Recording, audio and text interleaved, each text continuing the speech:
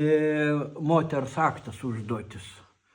Na ir aš tų moterų nemažai esu įlėpdis, įpaišęs ir,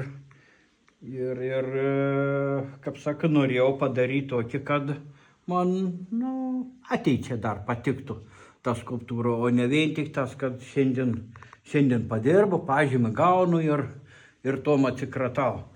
Tai padirbau, čia jau žiūriu, ranka nuslydo. Aš čia padariau tokį konstrukciją, kad man laikytos, kad galėtų išardyti, kad vežti būtų patogiau.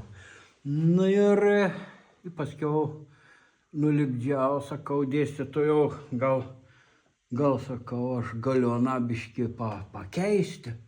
Nu, jis sako, kaip tu nori tą daryti. Tai aš peržiūrą vis tiek buvau palikęs dar su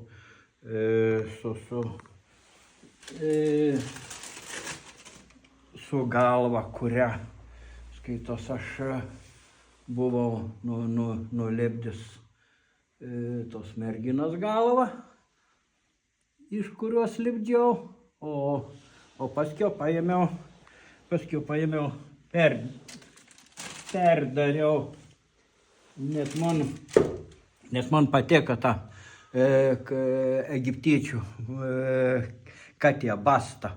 Esu padaręs tų Anubį, kur vyraktą, skaitos, lipdėm ir tada perverčiau į egiptiečių, o čia perverčiau į tų bastą katę.